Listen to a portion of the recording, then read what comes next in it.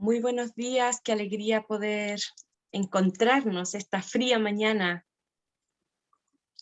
pero con mucho calor y con mucha alegría por poder reencontrarnos. Muchos rostros, muchos nombres familiares conocidos de la arquidiócesis y también de algunos lugares. Por ahí veo algunos peregrinos que también fueron a Tierra Santa, así que también les damos una cordial bienvenida.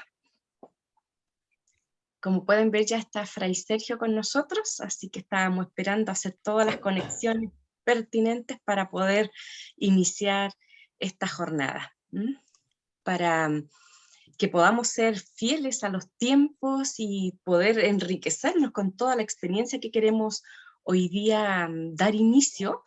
Quisiera comentarles que este encuentro, este coloquio, es fruto de una experiencia que nosotros vivimos en Tierra Santa hace muy poquito tiempo con un grupo importante que fuimos de Santiago y de Antofagasta también que participaron, y tuvimos un curso de Biblia en contexto. El contexto para nosotros es sumamente importante, ¿no? Porque desde ahí, desde donde nos situamos y desde donde también conocemos y reconocemos al Señor de la historia. También el contexto para cada uno es muy importante y para eso, para comprender y vivir más la Biblia, no solo Biblia en cuanto conjunto de libros, sino que en cuanto palabra de Dios, es como nosotros queremos profundizar, reflexionar y también hacerle muchas preguntas a Fray Sergio. Quisiera invitarles a que comencemos este encuentro en el nombre del Señor, en el nombre de la Trinidad, y también ponernos en disposición para que esta palabra de Dios actúe en cada una de nosotros, en cada una y en cada uno de nosotros. Iniciamos entonces este encuentro en el nombre del Padre, del Hijo y del Espíritu Santo, y con mucha alegría, con mucha fe, quisiera invitarles a escuchar un texto bíblico y poner mucha atención en lo que nos dice y en los colores que están puestos allí. Adelante, Verónica. Lectura del Evangelio según San Lucas. Al verlo, sus padres quedaron maravillados y su madre le dijo: está mal el PPT, el otro primero.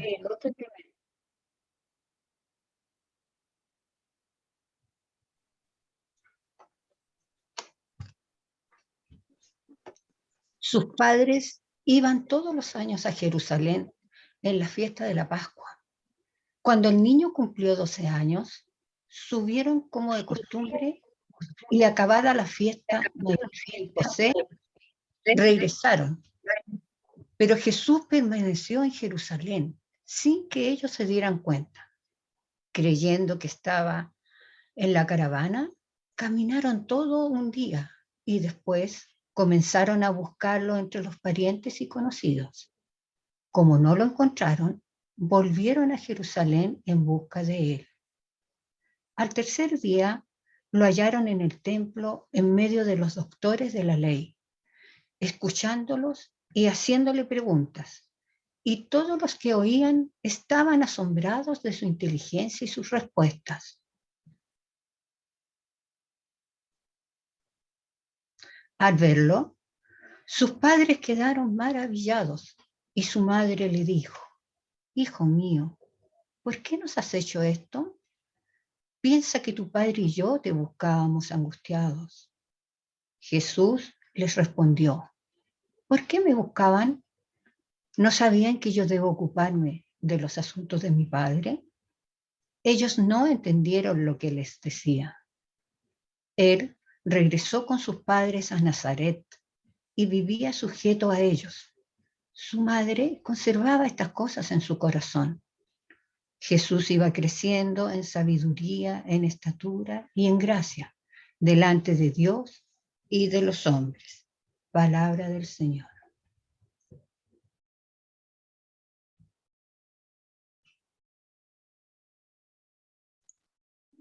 Muchas gracias, Verónica, por la lectura de este texto que nos interpela de una manera particular porque queremos conectarlo de una manera específica con el tema que hoy día nos convoca. Queremos ver la importancia o descubrir por qué es tan importante conocer este contexto de la Biblia, ¿ya? El contexto bíblico, el contexto de la palabra donde se encarnó el Señor, donde creció, donde caminó, ¿ya? Con los vecinos, con los que crecía en sabiduría y en gracia ante Dios y los hermanos. Entonces queremos conocer quiénes eran estos hermanos de este tiempo, para poder actualizar ese mensaje a nuestro contexto actual. Quisiera, en este inicio en donde comenzamos orando con la palabra de Dios, invitarles a ver un pequeño video de los testimonios de algunas de las personas que fueron a Tierra Santa hace algunas semanitas, ¿no? Marcelo.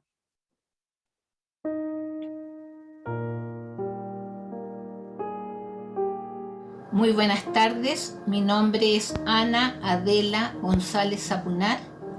Doy gracias a Dios de haber podido participar de esta peregrinación a Tierra Santa con la guía y el apoyo de nuestro padre Sergio, que fue una persona fundamental en este recorrido a todos los lugares santos, ya que sus palabras llegaron a mi corazón, me hicieron vibrar de emoción, porque era reencontrarme con el Jesús que uno escucha a través de la palabra. Hubo un antes y un después para mí, porque hoy en día cuando participo de las celebraciones eucarísticas y escucho la palabra de Dios, me centro y me concentro en relación a donde yo estuve, donde estuvo Jesús, donde estuvo María, los apóstoles y cada uno lo que vivió en ese entonces, y esos días que nos tocaron llenos de sol e iluminación, e iluminan y fortalecen mi espíritu. Doy gracias nuevamente, y si tuviera la oportunidad de ir, lo haría las veces que sean necesarias. Muchas gracias. Yo soy Gloria, yo soy una de las peregrinas que efectuó el viaje a Jerusalén. Yo estoy muy emocionada, sobre todo el viaje que hicimos desde Argentina, Ámsterdam y Jerusalén. Lo pasamos estupendo, conocimos la historia de Jesús desde que nació hasta que murió. Todo fue muy emocionante y muy bonito, para nunca más en la vida olvidarlo. Con todo esto yo me despido y muchas gracias por todo al Padre Sergio de allá de Jerusalén y a los Padres Marcelo y al Padre Sergio de aquí Santiago, que se portaron excelente. Hola chiquillos, yo soy uno más de los peregrinos que fuimos a este viaje de Tierra Santa y Roma. Disfrutamos mucho el viaje, conocimos nuevas personas, mucha gente, conocimos nuevos lugares, hermosos lugares donde nació Jesús y donde falleció. Tuvimos vivencias, compartir, fue emocionante el viaje, en momentos nos quebramos al ver que estuvimos donde estuvo Jesús, pero por eso quiero dar gracias a los tres sacerdotes que nos acompañaron durante esta peregrinación, que son los dos padres Sergio y el padre Marcelo, que me bautizó en el río Jordán y estoy muy agradecido de él. El padre Sergio, el mayor, también se portó un 7, y el padre Sergio, el que está en Jerusalén, es un padre que sabe mucho y que tiene mucha vivencia y explica muy bien las cosas. Por eso, gracias. Hasta ahí, amigos. Chao. Hola, yo soy Verónica Alegría. Y bueno, ante todo le quiero dar las gracias a Jesús por el maravilloso regalo de este peregrinaje a Tierra Santa. El haber podido estar donde Jesús caminó, donde Jesús cargó la cruz y entregó su vida por amor a todos nosotros, fue realmente una experiencia sublime, una experiencia inolvidable que me llegó al fondo del corazón. También le agradezco por el conocimiento que se nos entregó y por la gente maravillosa, hermosa que conocí. Les envío un abrazo fraterno. Mi nombre es Ana María Bravo. La experiencia que tuve en Tierra Santa fue magnífica. Yo no llevaba nada pensado, sino que le pedí a Dios que me sorprendiera. Y eso fue lo que hice, sorprenderme en cada lugar, desde el nacimiento, muerte y resurrección del Señor, pasando por la casa de la Virgen y todos los lugares tan hermosos que era la historia de la Biblia. Llevarlo, caminar y sentir que Tierra Santa es de donde vengo yo, desde los judíos. Hola, soy Janet Elizabeth Uribe Espinosa. mi viaje a Tierra Santa. Para mí es lo mejor que me pudo haber pasado. Fue un regalo de Dios, porque me pude dar cuenta que yo no estaba sola. Él ha estado siempre conmigo y lo está.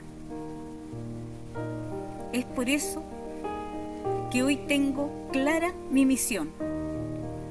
Sé que tengo que evangelizar, aquí, ahora y siempre, porque es necesario que la palabra de Dios llegue a todas las almas atribuladas, porque Él es el único que puede llenar todos los vacíos que tenemos nosotros en nuestra existencia. Hoy tengo una profunda paz interior, que en estos últimos años de mi vida que me queda, sé lo que tengo que hacer. Evangelizar, evangelizar, evangelizar.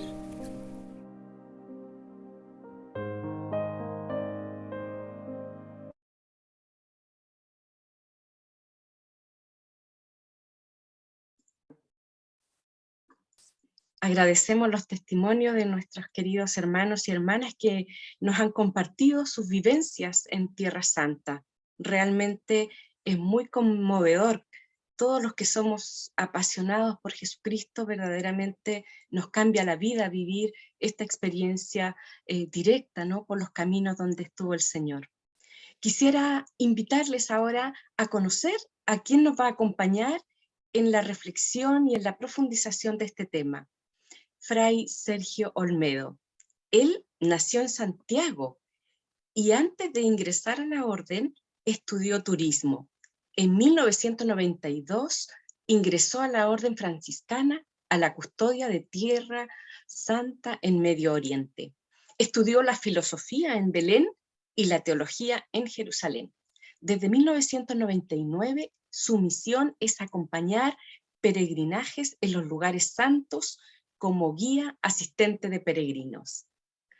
Muchas gracias, Fray Sergio, por acompañarnos. El chileno ya lleva 30 años en Tierra Santa, así que para nosotros fue una alegría, un gozo también y muy conmovedor poder encontrarnos con él como nuestro guía, nuestro acompañante en Tierra Santa. Buenos días y le doy el micrófono, Fray Sergio, para que nos pueda acompañar esta mañana. Bienvenido. Bueno, espero que se escuche. Muy buenos días. Muy bien. Así como tú, Katiuska, también quedaste impactada por las palabras de nuestra gente, yo también. Ustedes me conocen, saben cómo soy de sensible con respecto a lo que se refiere a nuestra experiencia, lo que hemos vivido en esa semana de encuentro espiritual. Éramos una sola alma que se unía y alababa a Dios en cada momento. Fuimos creciendo en cada segundo que nos íbamos conociendo e íbamos encontrando al Señor en cada etapa de la jornada. Y justamente como es el tema y el motivo de este encuentro, de esta iniciativa maravillosa que has tenido de poder reunirnos y compartir esa experiencia, cómo se encuentra en estos momentos, y escuchar a varios ya diciendo que reflexionan con respecto a su misión en la vida, es justamente el propósito en lo personal que yo tengo, pero también el propósito que la iglesia local, quiero solomitana, la iglesia madre, tiene de sensibilizar a cada uno de los seguidores, los devotos, los amantes de Dios, a poder testimoniar con la vida lo que van viviendo aquí en Tierra Santa, las cosas positivas, las cosas negativas.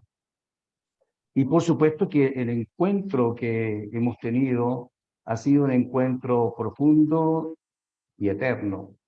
En lo personal, yo siempre he dicho lo que les transmito a ustedes como hermanos, como peregrinos, como hijos del Eterno Padre, como rebaño de Cristo Jesús, es la experiencia que yo he tenido en mi vida también de transformación. Entonces, muchísimo de lo personal es lo que se encuentra en ese entregar la palabra viva y, como siempre digo, la palabra, entre comillas, Cristo Jesús, el Verbo del Eterno Padre. Es Él la palabra. Por lo tanto, ¿cómo no entregar al Señor a quien lo viene a buscar?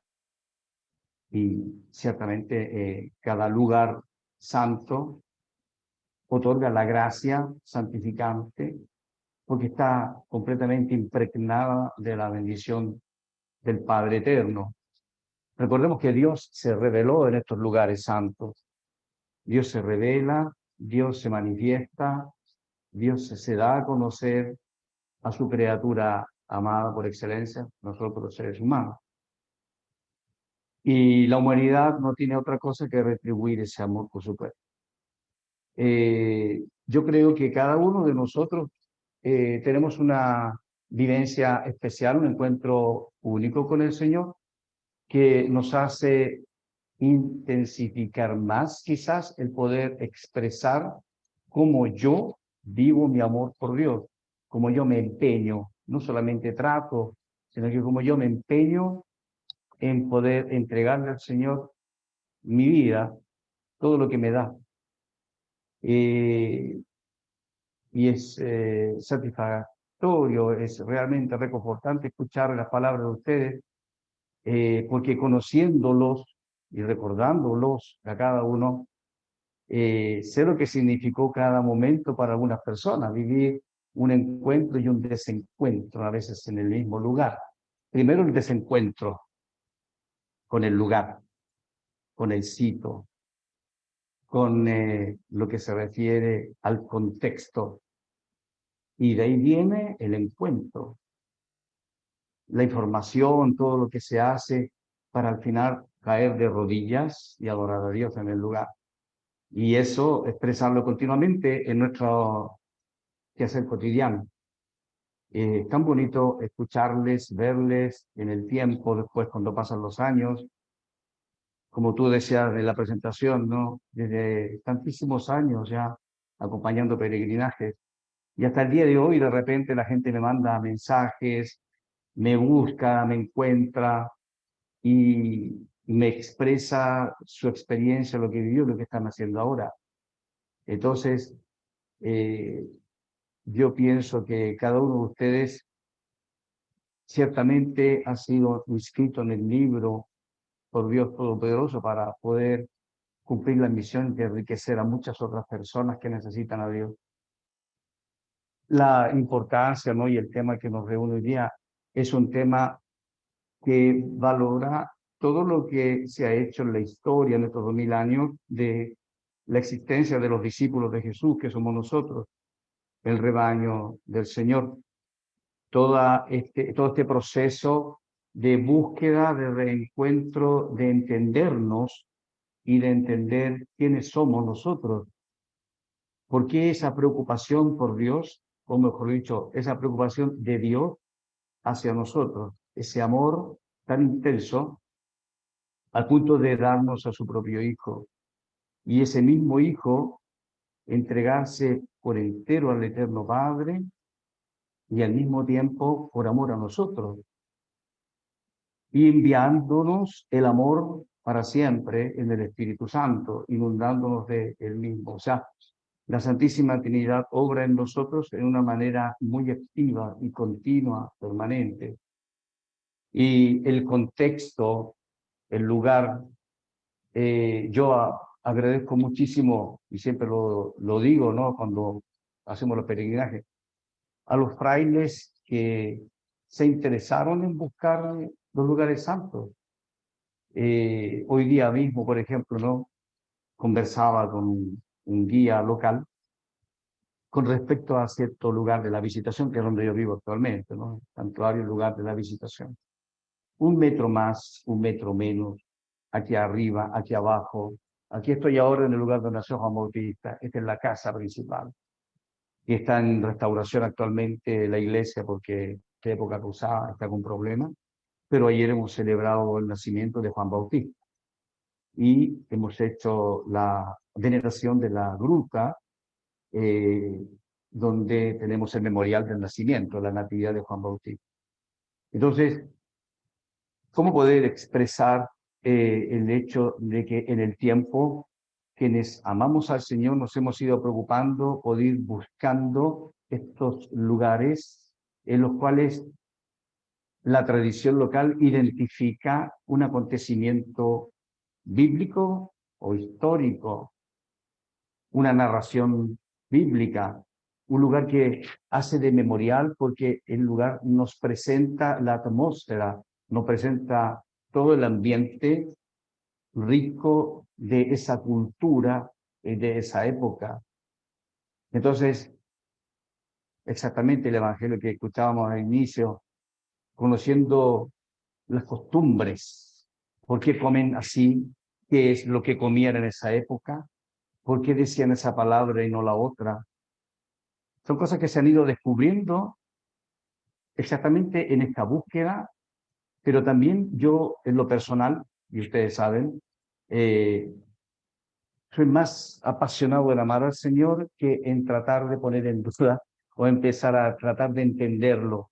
Como San Francisco de Asís, Francisco de Asís era completamente, y de hecho es el seráfico padre, era encendido un fuego por amor a Dios y solo amaba al Señor, no le preguntaba cosas. Y en lo personal yo prefiero no preguntarle cosas, ya se las pregunté cuando estudié, cuando estudiamos, ahora solo quiero seguir amando, seguir entregando lo que Él me va enseñando.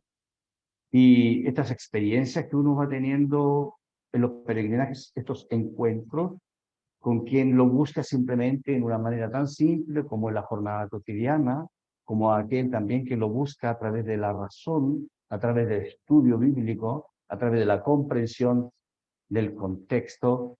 También eso enriquece ciertamente mi propia búsqueda personal del Señor. Porque a pesar de todo, siempre está la búsqueda que es continua. Y en cada instante, cada momento de este encuentro con el peregrino, también yo estoy viendo a Jesús en cada uno del peregrino, la peregrina que está acercándose. El contexto a mí me ha ayudado muchísimo, me ayuda mucho, porque claro, cuando nosotros estamos en formación académica en Jerusalén, los que somos los hijos de la custodia de Tierra Santa, entonces comer tierra, caminar 2, 3, 5 horas por el desierto bajo el sol, como dice el canto, y esa piedra, pues es una piedra que tiene 3.000 años, 4.000 años de historia de una cultura, o 2.000 años, te hace amar muchísimo más el contexto en el que vivió Jesús mismo y que nos habla hasta el día de hoy. Muchas veces yo utilizo el término, yo les voy a hablar de piedras, voy a hacer que las piedras les hablen, pero a mí en lo personal lo que me interesa es que la piedra les hable del Señor Jesús. Porque si esas piedras no me hablan del Señor, a mí no me interesan, porque piedras hay por todos lados, desde el día de la creación. Pero no todas nos hablan de la experiencia de este hombre llamado Jesús de Nazaret, que es una experiencia parecida a la nuestra, o mejor dicho, igual a la nuestra, porque el verdadero Dios se hizo verdadero hombre. Disculpen. Entonces, este verdadero hombre vivió la cultura de su tiempo, la identidad de su época, en un mundo que era completamente, para nosotros actualmente, un mundo atrasado, ¿no? Pero que en realidad en ese momento estaba exactamente avanzando en la cultura.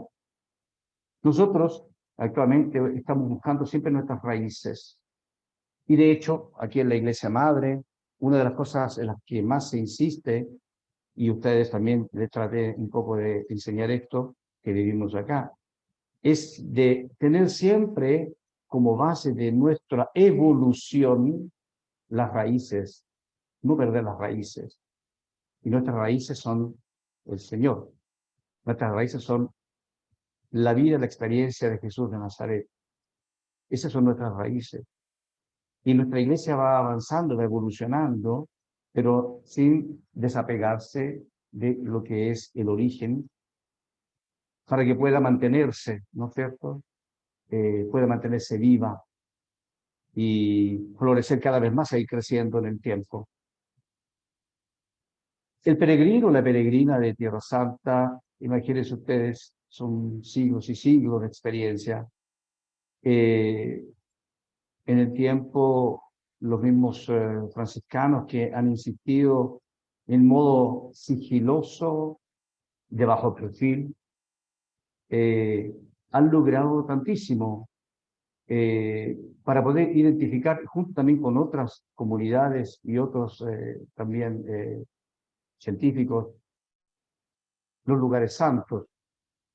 Pero no podemos menospreciar esa gran labor y ese esfuerzo en el que se desarrollaron sobre todo lo que era el rescate de los lugares santos, el buscar los lugares santos. ¿Por qué los frailes hace 800 años vinieron a lo que era en ese tiempo la Palestina histórica, lo que era Jerusalén? ¿Y por qué se quedaron? ¿Y por qué, a pesar de las persecuciones y de los casi 3000 y tantos mártires que tenemos en la historia, por qué han seguido acá? ¿Por qué? Pues es por esta pasión de San Francisco de amor por Dios. Y aquel que quiere seguir al Señor Jesús en este ideal de Francisco de Asís, se compromete perennemente con esta misión, porque asume la identidad de que este lugar es también parte mía, parte nuestra, y yo soy parte de este lugar. Ustedes acá, y todos los peregrinos que vienen acá, dejan sus huellas, y cuando se van a sus casas, dentro de su cuerpo, se llevan todo lo que aquí han recibido, desde el punto de vista espiritual, la gracia del Señor, y desde el punto de vista físico también, el oxígeno que respiraron, el agua que tomaron, las comidas que comieron. Todas esas cosas son cosas que van obviamente ayudando a identificarse y a sentirse partícipe de esta realidad. 17.000 kilómetros más o menos hay de distancia entre nuestro país, Chile, y la Tierra Santa. No obstante ello, somos parte de esta iglesia madre. Y Jerusalén recibe con alegría a la iglesia que está en Chile. La iglesia del Señor es una iglesia inmensa, una comunidad de hermanos, de hermanas, de seguidores que tienen la obligación de asumir esta responsabilidad con el bautismo. Nosotros tomamos muy a la ligera lo que son nuestros sacramentos, el bautismo, la confirmación. Pero realmente el bautismo es aquel sacramento que nos permite ser partícipes plenamente de esta gracia maravillosa que nos ofrece Dios. Nosotros pertenecemos a esta comunidad que vive en Medio Oriente. Los chilenos, me refiero a nosotros los chilenos. Yo soy chileno y pertenezco a esta iglesia, la iglesia local, pero soy hijo de la iglesia madre también de Jerusalén, que viene de una iglesia hija que es la que está en Chile. Y esta realidad es la que permite asumir el hecho de que nos transformamos en una piedra más de la Tierra Santa. Una piedra que habla, una piedra que dice Jesús. ¿Qué es lo que están haciendo ustedes ahora? Es como que Dios tomó a cada uno de ustedes como una piedra y los ha arrojado para que ahora puedan también ser ustedes analizados por otros y que la gente viéndoles a ustedes también diga, esta piedra me habla de Jesús. Ciertamente con el testimonio de vida, que es lo principal. Porque nosotros podemos decir muchas cosas, yo mismo puedo decir muchas cosas a veces, pero sin lo que es lo que el Espíritu Santo quiere decir en realidad. Abandonarnos a esa gracia. La experiencia personal que cada uno de nosotros ha tenido y tiene en este lugar santo, no puede desaparecer nunca.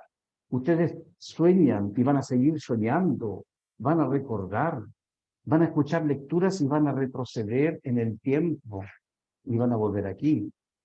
Acuérdese del Salmo 137. Si me olvido de ti, Jerusalén, que se me paralice la mano derecha y se me pegue la lengua al paladar. Es tan fuerte esa frase, es tan potente, porque ¿qué está diciendo? Jerusalén, ¿de qué me habla? ¿De una ciudad conflictiva, donde hay judíos, musulmanes? No, me está hablando de lo que es la figura de la ciudad santa, la ciudad de Dios. Nosotros anhelamos llegar a la Jerusalén celeste, la Jerusalén del cielo. Pero en esta Jerusalén terrena, a quien adoramos como Dios, murió y resucitó. ¿Qué es la maravilla? No solo murió, el santo sepulcro de la resurrección de Jesús. No solamente el santo sepulcro de la resurrección de Jesús. Porque se me olvide. Muchas gracias, Fray Sergio. Vamos a continuar conversando en esta temática desde algunas imágenes, ¿ya? Desde algunas experiencias que nosotros tuvimos la oportunidad y todos los que han podido viajar, ¿verdad? Allí. Y con Fray Sergio, que ha vivido 30 años en Tierra Santa, toda su formación y su ministerio, queremos seguir profundizando por qué es importante conocer y vivir la Biblia en contexto. Fray Sergio, entonces, con las imágenes que le vamos a ir mostrando, si usted nos puede ir haciendo algún eco de lo que significa para la vida cristiana, ¿ya? Las imágenes que vamos presentando. Comenzamos con el mapa, ¿no? ¿Qué eco podría decirnos de él? Una zona que la historia nos narra, ¿cierto? Donde ha habido muchísimos conflictos, los orígenes de la humanidad se encuentran en esta zona. Cada uno de estos lugares que nosotros apreciamos aquí, y los que están detrás de ellos también, nos están mostrando el deseo de cada uno de estos pueblos, de esta cultura, de poder subsistir en la historia y de extenderse, de crecer. Nosotros como cristianos subsistimos y también queremos seguir creciendo en lo que es aquellos que adoran a Dios y reconocen a Jesús como el Hijo de Dios. En estas zonas que estamos viendo tenemos la experiencia de Jesús. Vemos a Jesús en todos lados. Tiro y Sidón, lo que ahora es Líbano, la Galilea, la Samaria, lo que ahora se llama Taibe, Efrén y tantos otros lugares. Nablus, la Samaria, es una zona riquísima de la historia, sobre todo del Antiguo Testamento. Y la Judea, donde nos habla de Jerusalén, nos habla de Belén. El poder estar allí y encontrar que en cada uno de estos lugares sean los personajes del Antiguo Testamento, que también nuestro Señor han tenido un encuentro profundo con Dios, han tenido una experiencia con el divino. Abraham mismo, por supuesto, comenzando con él. Esta siguiente imagen, ¿qué nos puede decir? Aquí está Jerusalén, la ciudad santa, ella que recibe a los profetas, los alaba, como dice Jesús, ¿cierto? Pues Jerusalén, una ciudad de paz. El nombre es contradictorio. Shalom, el saludo nuestro, ¿cierto? Que a propósito de Shalom, significa que el Señor te dé toda la paz y el bien que te quedará.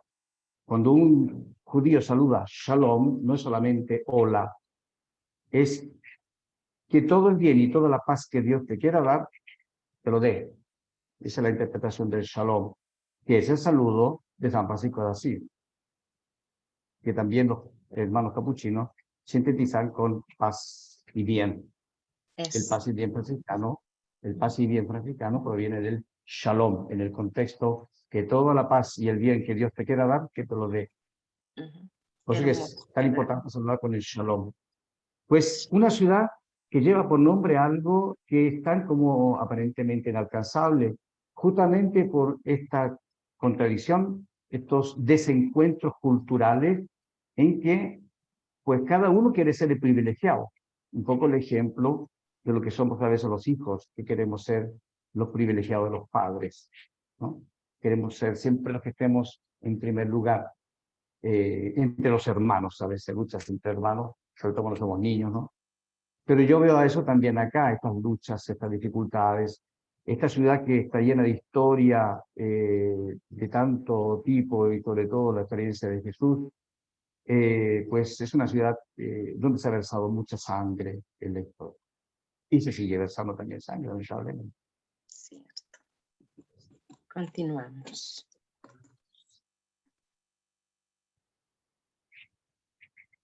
Cesarea Marítima.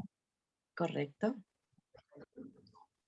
Pues Cesarea Marítima nos habla de nuestros orígenes como iglesia, nos habla de Pedro, nos habla de Pablo, nos habla del tiempo que estuvo Pablo en la prisión de aquí de Cesarea Marítima, nos habla de esta tremenda, para mí, yo digo en lo personal, fuerte experiencia de Pedro y Pablo, porque se despiden de estas tierras justamente desde allí.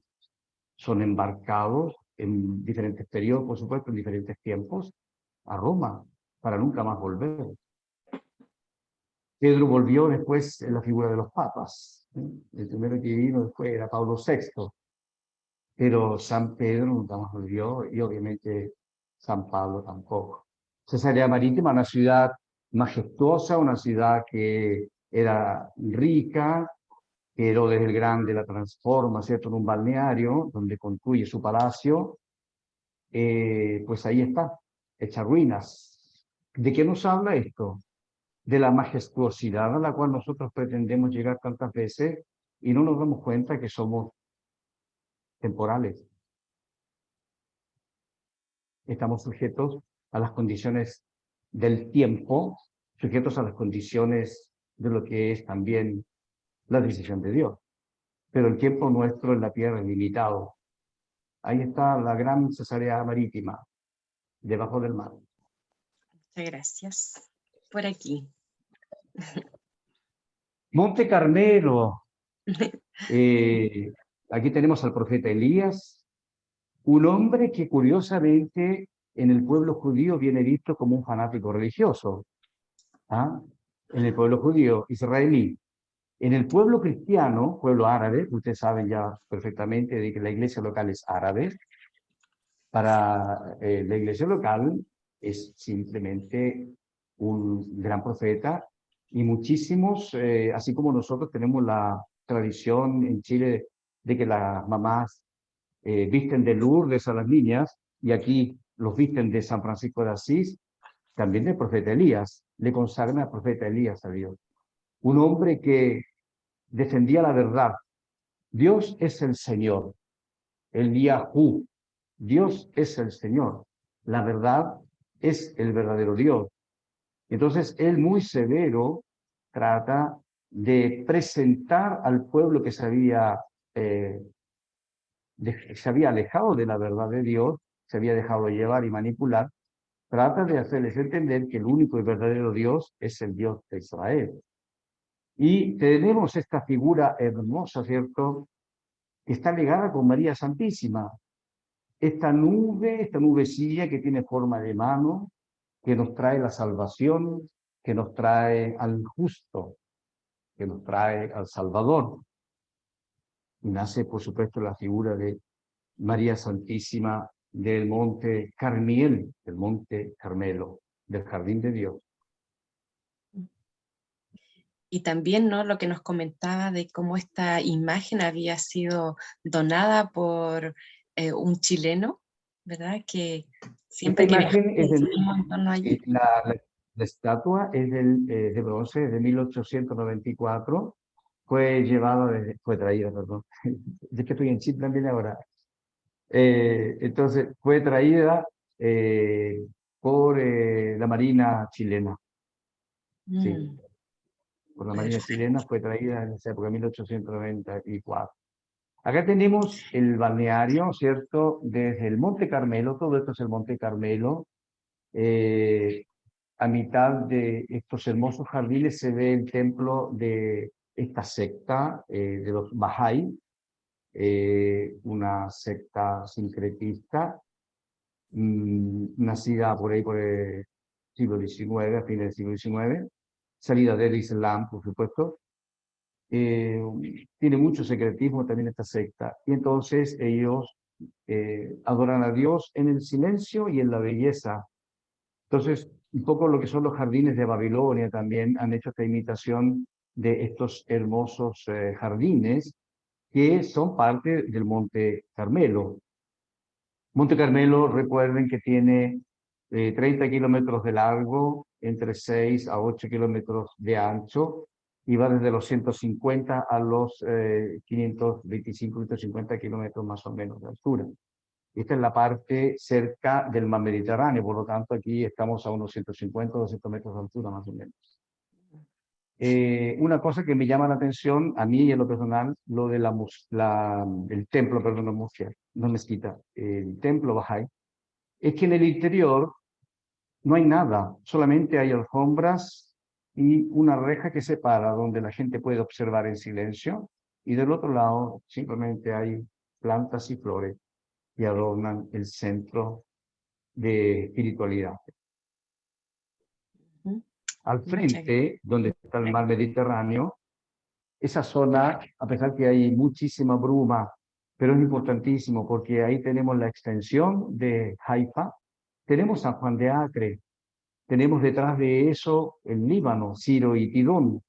Desde esa zona era por donde entraban todas las conquistas de lo que era la tierra de Israel, la Palestina histórica, todo lo que eran las invasiones en la época de los cananeos, en las épocas posteriores, ¿cierto? Bíblicas, entraban por allí por lo que era la escala de Tiro, que ahora es frontera con el Líbano. Muchas gracias. Y aquí. Aquí comienza todo, pues. Esto es el lugar de nuestros orígenes, porque todo comenzó aquí, en esta gruta donde se encuentra ese altar, la casa de la Santísima Virgen de sus padres se encontraba allí. Y los cristianos de los primeros siglos veneraban el lugar desde el principio, al punto que en la época judío-cristiana, siglo II, estamos hablando inmediatamente después de la resurrección del Señor, transforman este lugar en una domus ecclesia, una iglesia sinagoga. Y así como en Cafarnaúm también posteriormente se encuentra esta casa y sinagoga o domo o iglesia sinagoga, también viene, se extiende este culto, ¿no? De lo que era la comunidad local, la comunidad eclesiástica primitiva de Nazaret, compuesta por los familiares y amigos de Jesús, que corresponde a lo que hemos escuchado en el Evangelio de Lucas que se nos leyó al inicio, que la Virgen buscaba a Jesús entre los parientes de la caravana y las amistades.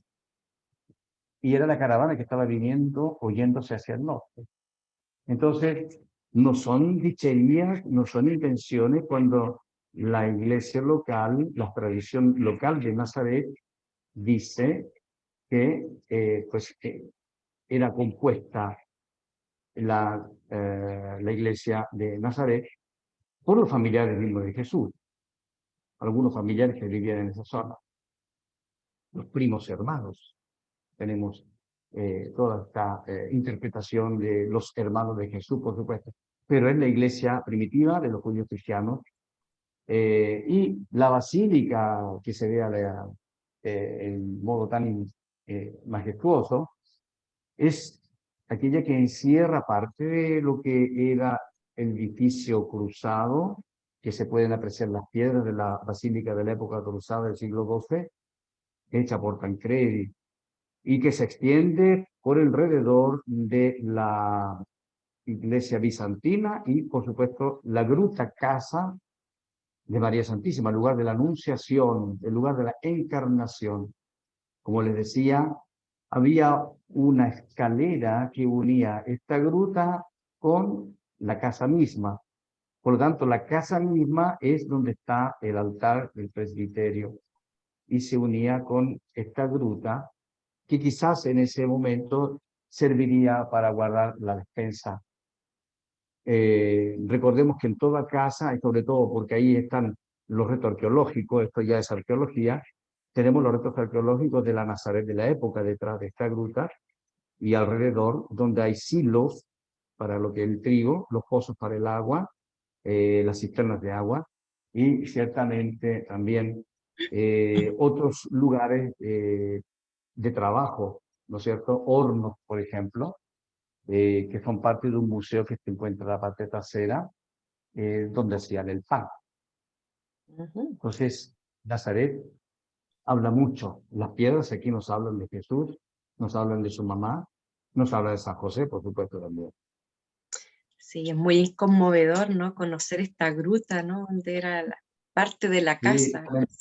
Muy claro, emocionante. lamentablemente nosotros no podemos, bueno, podríamos hacerlo, pero requiere de mucho también tiempo porque el problema de los peregrinajes que nosotros hicimos y lo que hacemos constantemente se llaman peregrinajes estándar. Entonces es un itinerario que es establecido donde está todo el protocolo, entre comillas, de lo que se va haciendo. Pero también está la posibilidad de hacer ustedes mismos, ya que lo han hecho, la mayor parte de ustedes, si lo volviesen a hacer, ciertamente no lo harían igual, porque te dirían, vamos a visitar solamente algunos lugares y vamos a dedicar no media hora ni una hora. Queremos estar en un lugar un poco más tiempo, o una hora en cada santuario. En vez de visitar 2 santuarios por día o 3, se hace uno solo por día. Entonces ahí tú tienes la posibilidad de poder incluso hacer una visita al sitio arqueológico. Es impactante, detrás de esta gruta hay una casa donde se puede interpretar perfectamente cómo era la vida cotidiana, porque está el horno ya de barro, y dentro de la misma gruta, donde había un orificio que servía de chimenea para que saliese el humo. Y ese tiempo las casas no tenían habitaciones como las tenemos ahora, o salas de computadores, por supuesto, mucho menos. Entonces, estaba todo mezclado. La gente dormía cerca de la puerta de salida, tiraban esteras en el suelo y dormían así. Entonces, la distribución del hogar estaba hecha de un modo muy práctico, que si había que salir rápido, había que salir. El campo de los pastores, por ejemplo, de Sahur, en Belén, en una gruta dormían los animales al fondo y la familia a la salida de la gruta. Muy interesante. Y este lugar. Un lugar que emociona a los matrimonios, un lugar en el que la familia viene elevada a sacramento, el sacramento del matrimonio, esta unión natural, es cierto, durante toda la existencia del ser humano, ha permitido que nos reproduzcamos. Pues en este lugar toma una figura diferente, se transforma en un sacramento de por sí rico de la gracia de Dios, en el que cada uno de estos integrantes, este hombre y esta mujer, son los ministros de Dios, y con una misión específica. Y aquí Jesús, Caná de Galilea, viene con sus discípulos a participar y bendecir esta unión perenne. Se muestra, como dice Juan, ¿no es cierto?, se revela el primero de estos milagros, de estos signos, en el cual vamos viendo cómo Jesús lentamente va mostrándose, va permitiendo que lo veamos y le reconozcamos como el Mesías. Es muy prudente. ¿Por qué? Porque la cultura judía, porque ellos son judíos, Dios no tiene hijos. Dios es el absoluto. Como por ejemplo decía Plotino, Dios es absoluto, es allá, la trascendencia. Nosotros somos la contingencia y hay una fosa que impide la unión, el contacto. Sin embargo, vemos que Jesús es el puente que une la divinidad con la contingencia, la trascendencia, con la contingencia en su persona. Y por lo tanto, él como pontífice enaltece el matrimonio, haciendo esta revelación paulatina. Quizás también un poco agresivo lo que digo ahora, pero también provocativo, ¿no? Cuando más adelante pregunta, ¿quién dice la gente que soy yo? ¿Quién dice la gente que es el Hijo del Hombre? Depende del texto que estemos leyendo. Allá, ¿dónde lo dice eso? Cesarea de Filipo, actual Banias, debajo del monte Hermón, donde nacen las fuentes del río Jordán. ¿Y por qué lo dice? ¿Qué es lo que había en ese lugar? Seguramente se lo recordarán, y espero que así sea. El templo al dios Pan, un templo majestuoso, gigantesco, que se había construido en una gigantesca gruta. La gente iba a adorar a un dios falso. Y aquí, en Caná de Galilea, encontramos la figura de su madre, que intercede y que intercederá hasta el fin de los tiempos con nosotros.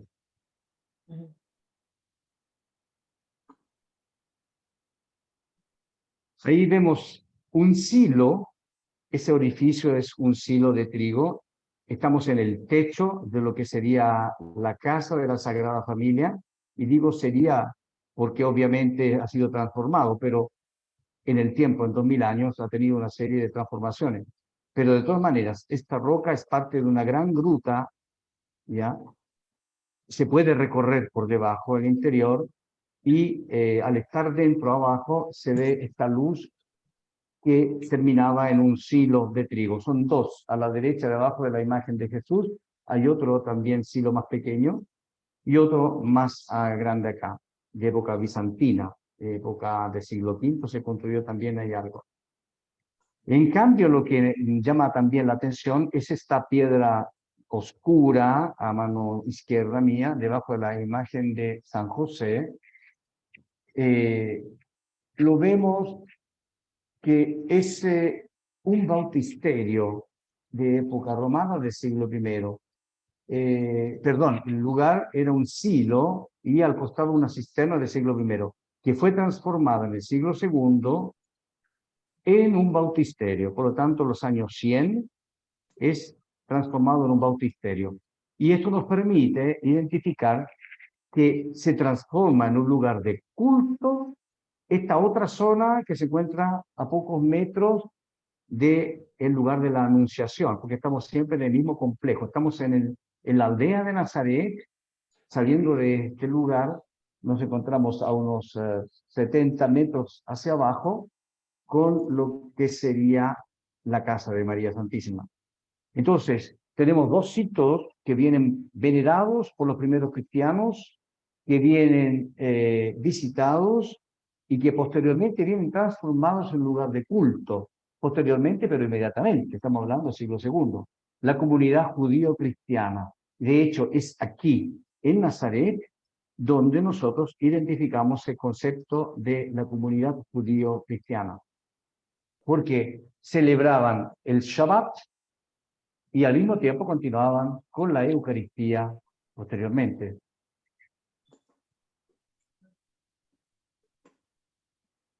Mensa Christi, y tenemos aquí el lugar del primado de Pedro, tomado del Evangelio de San Juan, capítulo 21. Jesús se encontraba en la orilla del lago de Tiberíades, o mar de Galileo, o mar de Tiberíades, o lago de Genesaret, como le queramos llamar, y tenía un fuego encendido y un pescadito. Entonces divisa a los apóstoles que estaban pescando y les da directivas, los orienta, les aconseja, tiren la red para el otro lado y van a encontrar. Y sacaron una cantidad enorme de peces, 153, eran tan pesadas las redes, recuérdense. Jesús en esta roca lo recordamos, lo veneramos de pie y preparando el fuego para comer con sus apóstoles. Y Pedro se lanza a las aguas y se viene nadando hasta la orilla. Donde se ve el árbol, pues está la piedra externa al edificio. Este edificio es del siglo XIX, reconstruido sobre aquel de la época bizantina del siglo IV, V más o menos, que identificaba este lugar con el texto de Juan 21. Y en la parte externa se pueden apreciar las gradas, las escalas excavadas en la roca, que nos hace entender que este era un muelle, un pequeño muelle. Y si es un pequeño muelle, pues coincide también con el texto de Juan, que nos está hablando de Jesús resucitado, que se aparece aquí a los apóstoles, y Pedro viene nadando, sube las escaleras y se encuentra con el Señor. El Papa Pablo VI, cuando estuvo en Tierra Santa, ahí también, pues conmovido, se detuvo a orar de modo silencioso y a venerar la roca sagrada. Este es el lugar del primado de Pedro. Y también en lo que se refiere a esto de los peces, ¿cierto? Pero el primado de Pedro no es tan quizás reconocido, porque muchas veces hablamos, vamos al primado de Pedro, le dicen el primado de Pedro, pero ¿qué significa esto? El primero entre los iguales, porque este es el lugar donde posteriormente, después de haber comido, el Señor toma a Pedro aparte y le hace el interrogatorio tremendo, pero que es el lugar, según mi punto de vista, más hermoso, si lo queremos unir con Gallicantu, el lugar donde el gallo cantó, el lugar de la traición de Pedro, donde lo negó 3 veces. Aquí Jesús resucitado le viene a confirmar, tú me amas, Señor, tú sabes que te amo, apacienta mis corderos. Pues entonces, todo esto coincide. Cuando en Cesarea de Filipo el Señor había preguntado quién decía la gente que era él, y lo habían confundido con Juan Bautista, con Elías, etc. Y Pedro es el que alza la voz y dice, tú eres el Mesías, y agrega, el Hijo de Dios. Si hubiese dicho solamente el Mesías, bueno, hasta los judíos estarían convencidos que es el Mesías, pero dice, eres el Hijo de Dios. Eso un judío no lo puede decir porque no es posible. Dios no tiene hijos. O entre comillas, como diría el concepto judío, no puede tener hijos. Y aquí yo digo, bueno, Dios puede porque Dios es Dios, no yo. No lo podemos condicionar. Él quiso y lo hizo. Se encarnó. Pues entonces, en Cesarea de Filipo, el Señor hace esta pregunta. Posteriormente vamos viendo los evangelios, que Pedro también, pues, se presenta como aquel que le va a estar siempre al lado y lo va a defender en todo momento.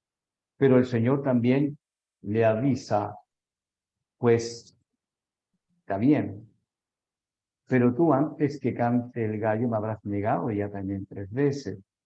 Sin embargo, he orado por ti para que cuando tú te arrepientas, confirmes a tus hermanos. Y a mí me gusta unir este texto, justamente Mateo 16, con lo que hace aquí en Juan 21, cuando le dice, apacienta mis corderos. Ahora confirma a tus hermanos. Llegó el momento, como dirían ustedes allá, ¿no? Llegó el momento. Pues ahora confirma a tus hermanos. Es hermosísimo, porque ahí Pedro toma las riendas de la iglesia y es el primero entre los iguales. Las bienaventuranzas que acontece toda esta zona del mar de Galilea, ahí al fondo, por la foto identifico que detrás de allá debe estar Jordania, porque mirando el mar de Galilea hacia el frente, hacia la parte norte está lo que sería Siria y el Líbano, y en cambio en esta zona es Jordania. Por lo tanto, en esa zona tenemos todo lo que es Amán, la capital actual, Gádara, que se encuentra en esa zona hacia abajo, bastante distante, Gádara, y Yerash o Gerasa. Recuérdense lo que se refiere a los evangelios cuando hablan del endemoniado de Gerasa, de Gádara. ¿Cuál era la jurisdicción? Gerasa se encuentra en Jordania, a 60 kilómetros detrás de esta montaña en línea recta. Gádara se encuentra hacia abajo. Pues se juntaban las jurisdicciones en esta zona y la aldea en realidad es Gergesa, que yo la podría identificar detrás del arbolito pequeño que se ve aquí a la izquierda. Ahí está Gergesa. Y el lugar de las bienaventuranzas es donde estamos nosotros aquí. Esta es la parte alta. Es un memorial construido en 1937 por el arquitecto Antonio Barluzzi, que fue llamado justamente por una comunidad de religiosas, las hermanas franciscanas del Corazón Inmaculado de María, para construir un hospital en Jerusalén. Y la custodia de Tierra Santa, los franciscanos, invitan también a este arquitecto para poder construir nuestros santuarios y en un modo específico, que sale del estereotipo de las construcciones de los edificios sagrados de ese tiempo, ¿no es cierto? Entonces, cada lugar va teniendo una interpretación del misterio que aconteció en el lugar o que se recuerda, en este caso el memorial. Aquello memorial porque en realidad, ¿dónde Jesús se sentaba? ¿Dónde Jesús predicaba, por decir así, predicar? Donde se encontraba con su gente es hacia abajo, mirando al lago, en la mitad de la montaña. Y en la gruta, reconocida, los bizantinos construyeron una capilla, una iglesia, mejor dicho, mosaicada, que todavía es posible apreciar. Está cercada para protegerla, ciertamente, y es de esa estructura, de ese edificio sagrado, que nos habla la peregrina Egeria del siglo IV, una peregrina que vino a Tierra Santa en el siglo IV y nos describe, haciendo un diario de vida, lo que era la vida de la iglesia jerosolomitana, de la iglesia madre, en ese tiempo, las procesiones, cómo se vestían los clérigos, qué se hacían las procesiones, y etcétera. Tan así es que toda esa información a nosotros los franciscanos de Tierra Santa nos permite también realizar las liturgias que hacemos en nuestras ceremonias. Bien. Por lo tanto, el Monte de las Bienaventuranzas, una riqueza porque nos muestra lo que es el contexto de el Sermón de la Montaña, parte del Sermón de la Montaña que nos incluye esta zona del Mar de Galilea. Las otras son ciertamente relacionadas también al Monte de los Olivos. El Padre Nuestro Señor lo enseñó frente a la ciudad de Jerusalén. Entonces, hay una riqueza inmensa en el Mar de Galilea porque la mayor parte de las actividades del Señor Jesús fueron realizadas alrededor y en el lago.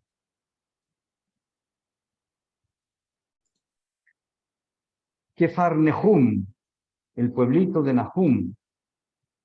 El nombre verdadero es Kefarnehum, el pueblito de Nahum, que es el nombre de una persona. También se puede decir que el nombre de esta persona, Nahum, identifica a una persona humilde, una persona sencilla.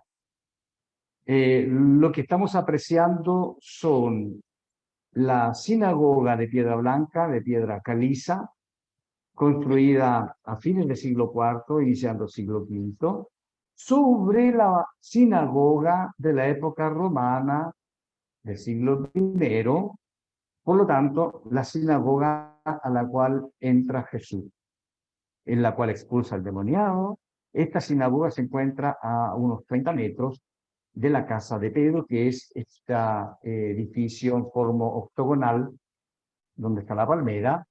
Hay una distancia de 30 metros. Entre estas dos estructuras identificamos parte de las casas de Cafarnaúm. Esta, pero, es una reconstrucción bizantina, porque Cafarnaúm es un pueblo que tenía una cantidad limitada de habitantes, vivían de la pesca, también tenían agricultura y ganadería. Sin embargo, la pesca era la más floreciente.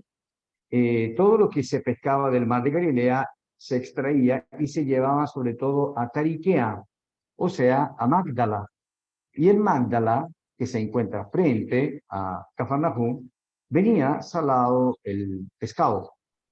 Y este pescado era exportado. Incluso se sabe que lo enviaban a Roma, lo llevaban posteriormente al puerto para que fuese exportado hacia Roma. Los puertos de esa época, pues nosotros tenemos tres puertos importantes de la época. Está la época salomónica, recuérdense lo que es Jaffa o Jope. Salomón ahí es que recibe la madera para la construcción del templo. Le traen del Líbano, o la ex Fenicia, le traen los maderos de árbol, desembarcan en Jope, actualmente llamado Jaffo. Tenemos Ashdod, también tenemos puerto de Ashkelon. Posteriormente, el puerto de la época de los cruzados fue Acco, llamado actualmente San Juan de Acre. Entonces, volviendo a lo que es esta estructura de la época bizantina, todos estos edificios fueron reconstruidos en la época bizantina, ¿bien? Y lamentablemente, con terremoto que hubo por ahí por fines del siglo VIII, desaparece Cafarnaúm de la historia.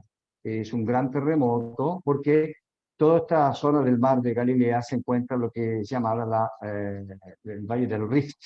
Es una zona sísmica.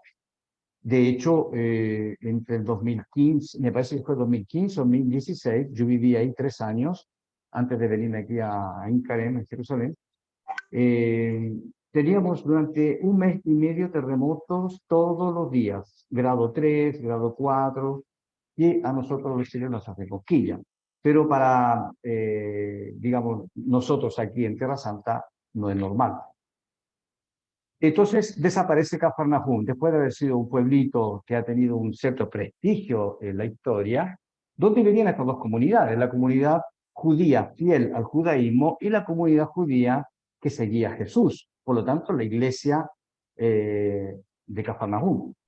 Nuestro Señor, el tiempo que vivió, los 3 años, identificamos que vivió en la casa de Pedro o la casa de la suegra de Pedro. Pedro era originario de Bethsaida, que se encuentra a unos 2,5 kilómetros, 3 kilómetros a la izquierda de este edificio que se aprecia, pero se viene a vivir aquí porque obviamente era casado. Y también aquí está la historia, si era viudo o no viudo. Tenemos en consideración el hecho de que quien lo asiste es su suegra, por lo tanto podemos entender que era viudo.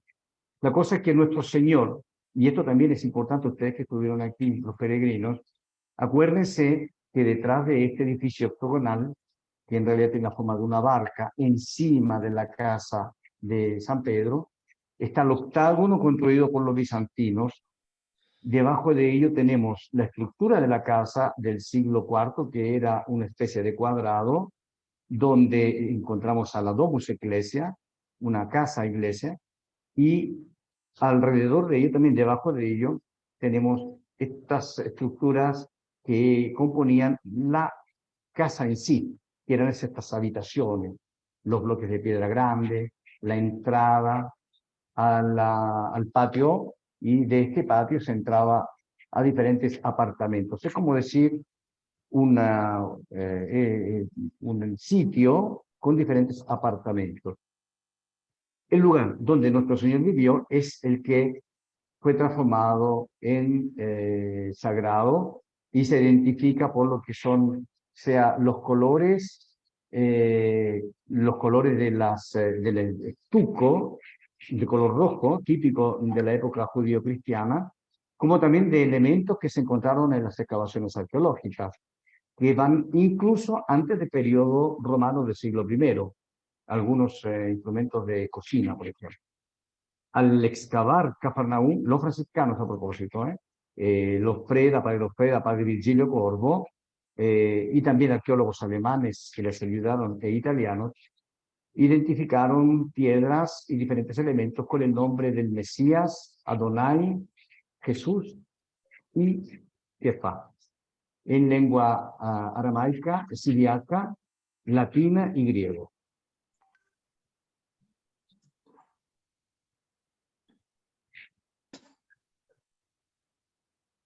El río Jordán. Este hermoso río, digamos hermoso por el significado religioso, porque obviamente, como yo les decía, estas aguas de este color, es bien curioso si ustedes van en YouTube y buscan el nombre Banias, B-A-N-I-A-S, es un parque nacional actualmente israelí. Banias es en realidad Cesarea de Filipo, y se pueden ver los orígenes del río Jordán. Es agua que brota de la roca, son piscinas de agua transparente, potable, sanísimas, que posteriormente se van uniendo y van dando origen a este río que desemboca al costado de Betsaida.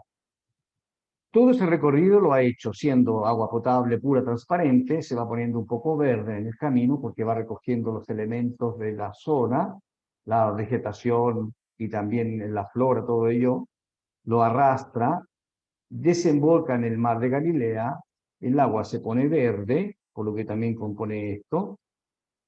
Posteriormente comienza el recorrido por el desierto, un recorrido extenso,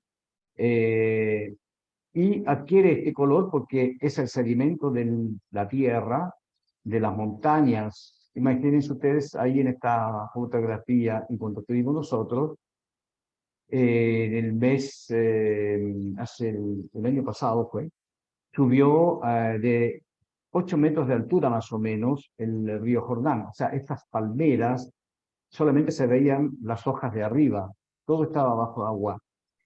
Entonces, el río Jordán tiene una característica bien particular porque en algún momento suben las aguas. ¿De dónde vienen las aguas? Ciertamente del monte Hermón. Cuando llueve mucho, se derrite la nieve del monte Hermón, que tiene 2.800 metros de altura, y obvio, los afluentes que componen el río. Nuestro Señor atravesó este río viniendo de allá para acá, del pueblito de Betania, no Betania del costado de Jerusalén, sino que la Betania que se encuentra del otro lado del río Jordán, Transjordania. El río Jordán hace de frontera entre lo que actualmente es el reino de Jordania y lo que ahora es acá Tierra Santa, Israel, Palestina. Cuando decimos Transjordania, estamos hablando del otro lado del río Jordán, siempre teniendo como punto de referimiento Jerusalén. Jerusalén es el centro, por eso Transjordania. Si yo estoy en Amán, no voy a decir Transjordania. Voy a decir del otro lado del Jordán, pero no Transjordania, o Jerusalén. Pero siempre Transjordania está hablando de aquel que se encuentra en Jerusalén mirando hacia allá. Nuestro Señor atraviesa este río y es aquí donde viene bautizado. ¿Cómo sabemos que es aquí? Un poco más hacia la izquierda, hacia arriba, todavía están los restos arqueológicos de las estructuras de los periodos prebizantino y bizantino que identificaban dónde Jesús atravesó, un lugar que venía venerado. Todo ello fue destruido, pero todavía quedan restos. De hecho, cuando vienen algunas autoridades y el mismo Papa también, cuando ha venido Papa Francisco, lo llevaron, me parece, a esa zona para que pudiera acceder al lugar del bautismo de Jesús. Nos transforma la vida. Esta es la llave de todos los sacramentos. El bautismo nos transforma, nos hace seres sobrenaturales, cambiamos ontológicamente. es un agua santa de por sí. Toda esta tierra es un santuario abierto. Toda la tierra santa es un santuario en el que deberíamos no caminar, sino que de rodillas siempre. Fue un momento muy conmovedor esto cuando renovamos las promesas bautismales, ¿no? Que de verdad que uno queda con el corazón llenito de Dios y tan agradecido por vivir esa experiencia en el mismo río donde el Señor fue bautizado por Juan Bautista. Tremendo, tremendo. Yo les debo decir, y ustedes lo saben, los que me conocen, yo transmito lo que vivo, lo que he vivido, lo que vivo. Para mí es como si fuese la primera vez. O sea, hace 30 años fue la primera vez que me encontré con este lugar y con todos los lugares, pero el Espíritu Santo, pues se siente, ¿no? Espíritu Santo, ven, etcétera. Todos estos cantos que hacemos, los hacemos cuando ya hemos estado viviendo un momento tremendamente fuerte. Recibí en la renovación del bautismo, sabiendo que para nosotros los cristianos, los seguidores de Jesús, son la llave de nuestra salvación, de lo que significa esta también responsabilidad, porque el bautizarse en la época bizantina, acuérdense, y seguramente de ustedes que tienen algún tipo de formación saben, en la época bizantina tú no podías pecar. Aquel que pecaba después del bautismo se condenaba y estaba, o sea, se condenaba en el concepto que tenían en ese tiempo los eclesiásticos de lo que significaba el bautismo. Por eso que Constantino no se bautizó, sino que hasta el último momento de su vida. Su madre sí se había bautizado, pero él no se quiso bautizar hasta el último momento porque no quería pecar.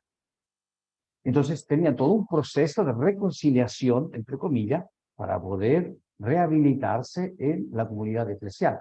Por lo tanto, el bautismo para nosotros, si ahora lo valoramos como debemos valorarlo, pues realmente adquiere el valor que es, de lo que significa cuando yo digo yo soy un bautizado.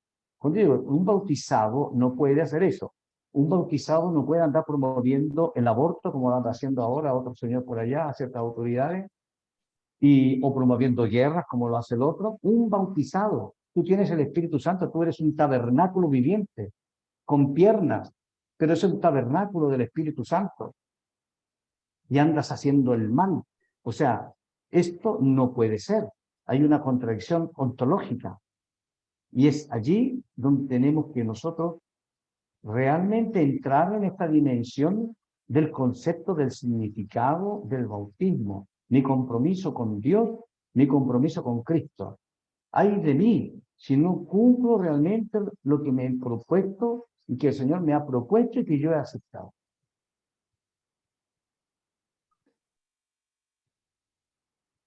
Jericó.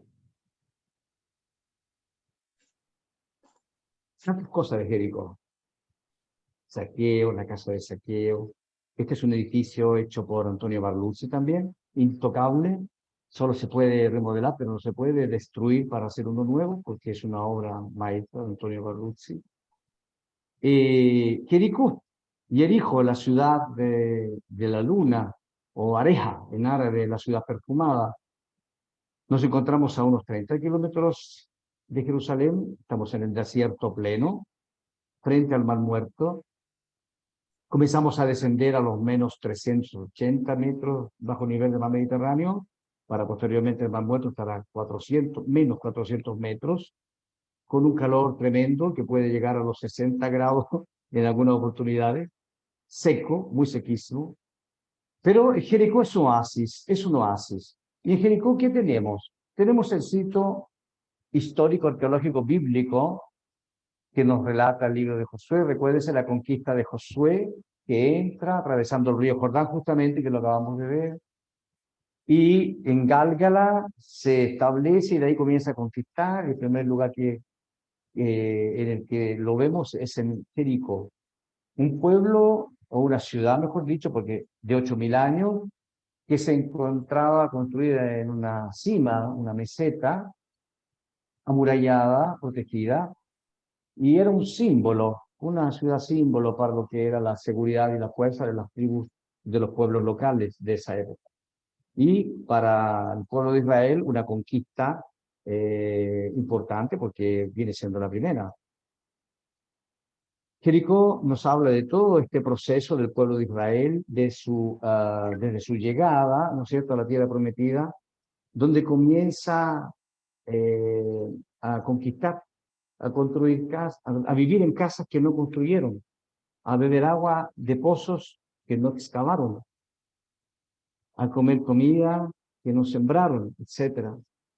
Pues Jericó a mí más me habla de Jesús y de este misericordioso encuentro con el ciego. Y por eso a mí me conmueve. Yo viví también en Jericó, acuérdense que les comenté, en el año 99, viví 5 meses. Íbamos a hacer las vísperas con el otro hermano, que había un padre de Croacia, al Monte de las Tentaciones, abajo, el Monte de la Cuarentena. Ahí hacíamos las vísperas a las 5 de la tarde, porque el único rato en el que había un poquito de área más fresca. Y me conmueve hasta el día de hoy el encuentro de Jesús con el ciego de Jericó. Jesús, hijo de David, ten compasión de mí. Jesús, hijo de David, ten compasión de mí. Nosotros, ¿cuántas veces en nuestra vida vivimos experiencias en las que hacemos el mal? Como dice San Pablo, que no queremos hacer. Y no hacemos el bien que sí quisiera hacer. Pues Jesús misericordioso nos limpia los ojos y nos hace ver la verdad. Esta zona, este sitio actual de Jericó, es el Jericó que yo llamo letra C. Acuérdense, letra A, letra B, letra C. La letra A, la Jericó histórica del Antiguo Testamento, de Josué. La Jericó B es la que se encuentra saliendo de aquí a la carretera, la Herodiana, la Jericó herodiana, que es la que conoce Jesús, la que era poblada, la que también era imponente, seguro, que le había regalado Marco Antonio también a Cleopatra. Esa Jericó desapareció y los cruzados construyeron todo el actual Jericó alrededor del sitio arqueológico primitivo, de la que tiene 8.000 años. Jericó, en realidad, toda esa zona no tiene 8.000 años, sino que son 10.000 años. Por eso que cuando ustedes llegan a esta tierra, yo les digo, vamos a retroceder en el tiempo de 10.000 años, porque son 10.000 años en el tiempo en el que vamos recorriendo nuestras raíces.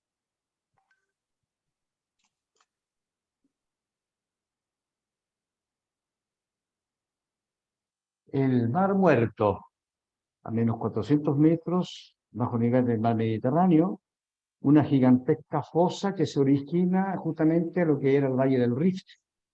Está todo unido, ¿no es cierto?, de la zona que llega incluso hasta el Mar Rojo hacia abajo. Todo esto bajo las aguas, millones y millones de años atrás, y se originaron estas dos piletas de agua, por llamar así. El Mar de Galilea, que es pequeñito, 20 kilómetros de largo por 12, 13 de ancho. En cambio, el Mar Muerto tiene entre 70 y 80 kilómetros de largo por unos 20 kilómetros de ancho, y la profundidad pues llega a los 400 metros también. Es una fosa tremenda en el planeta Tierra. Al frente, del otro lado, encontramos Jordania, el reino jordano. Por lo tanto, sirve de frontera también con Jordania. Aguas que provienen totalmente del río Jordán, pero que se transforman de lo que fue este hermoso origen bajo los pies del Monte Hermón, Cesarea de Filipo, lo que es el recorrido hasta llegar al Mar de Galilea, con la flora y la fauna, lo que significa el recorrido en el desierto, donde encontramos el bautismo del Señor, el agua completamente plena de los sedimentos de la tierra, el barro, y aquí, en esta fosa, se transforma en un agua de color calipso, verde, calipso azul, con unos colores tremendos. Pero ¿de dónde viene toda esta transformación? De los minerales que se encuentran en ella y que componen esta gigantesca fosa, lo que permite que estas aguas también sean medicinales, porque otorga también propiedades medicinales.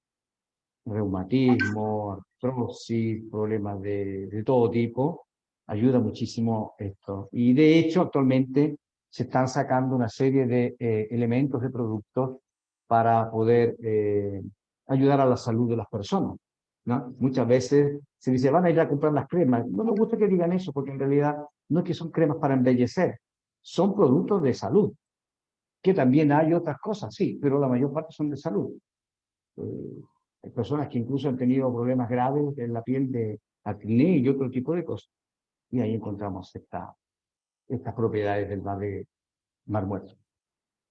Esta es la realidad del pueblo nómade beduino, los beduinos de la Tierra Santa, de Palestina en este caso, porque aquí estamos en lo que es territorio palestino en sí. Recuérdense que esto que estamos viendo, Jericó, se encuentra en Cisjordania. La Cisjordania estaba bajo la autoridad de Jordania, el reino jordano, antes del nacimiento del Estado de Israel. Entonces quedó, y como lo he dicho muchas veces, cuando se mira el mapa actual de Israel, podemos ver que en el interior hay una especie de maní, en el modo como nosotros lo expresamos, como un maní que sería la Cisjordania. En el centro está Jerusalén. Y esto es cómo viven los beduinos aquí en esta zona frente al Mar Muerto, en la parte nuestra. Del otro lado del Mar Muerto, en Jordania, no viven así. Viven en tiendas, viven también en campamentos, pero en esta zona de acá no. Acá son cosas, pues así, de plástico, de lata, de madera, de lo que sea.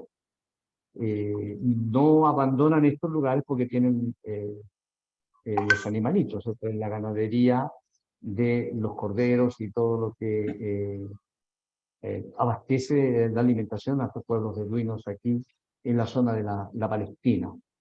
¿Mm? Así es. Fray Una Sergio, vida muy cruel, muy cruel.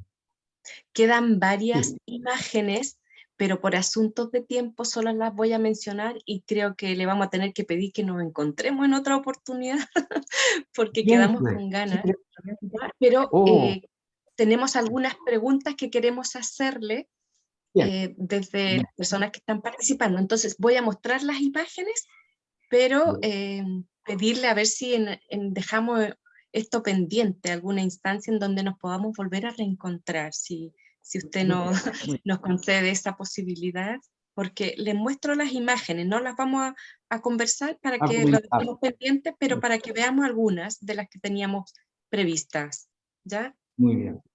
Sí, son muchas. Las preguntas, claro, algunas cositas ahí, ya son las 6:30. Sí, van a ser las 11:30, entonces, para que vean que son cosas tan bellas que hay que comentarlas sí o sí, pero ahora solamente las vamos a dejar como en primera vista. Mire qué belleza, ¿no? Estar ahí. El nacimiento del pesebre. Para los que somos biblistas y amantes de la palabra, este lugar San bellísimo, Jerónimo, y las mujeres, luego de tradujo la Biblia, ¿sí? Del griego al latín. claro, estar ahí es Y viví realmente, en la Jerónimo. Mi casa actual, el lugar de la visitación, claro, el santuario memorial de la visitación, el muro de los lamentos, el templo herodiano. La fosa, la esa foto cárcel no de saben Jesús. que la teníamos. Gallicanto, sí. La prisión de Jesús en Gallicanto, donde el gallo cantó. Ahí está la imagen del gallo, ¿verdad? Sí, sí. Las 3 negaciones y el gallo arriba de la columna. Esto es el lugar de la última cena, la primera que se ve a la izquierda, el cenáculo del año 1333 de este edificio. Todo el lugar. Getsemaní. Impresionante ese lugar. Esta es la puerta de los leones. No, la puerta de Sion. La puerta de Sion.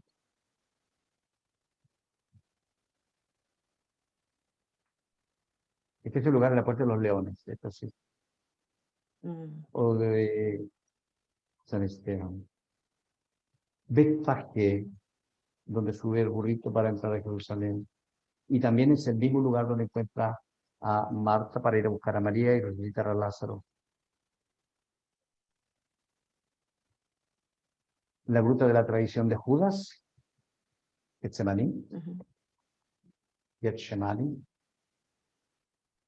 Bethesda, la piscina de Bethesda, y el lugar de la tradición donde dice que nació la Virgen María, a la mano derecha. Vía Cruz, sí, Vía Dolorosa, tercera estación. Santo Sepulcro a la derecha, el lugar de la resurrección.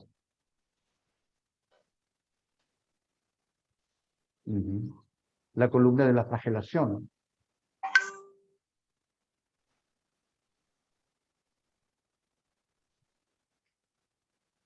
Emaús.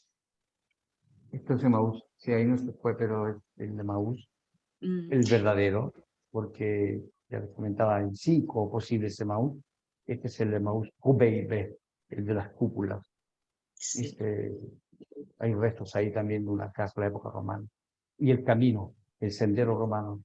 Qumran, sí, está la gruta donde fueron encontrados los rollos de Qumran en el año 47.